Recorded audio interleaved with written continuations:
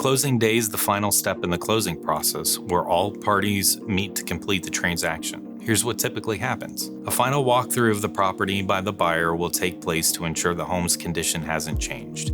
During the scheduled closing time, both parties will meet at the attorney's office to sign the final closing documents. They should remember to bring along a valid government photo ID, verify the date and time of the closing, as well as the address of the closing. Some closing attorneys have offices in multiple locations. It's also important to be on time to the closing appointment.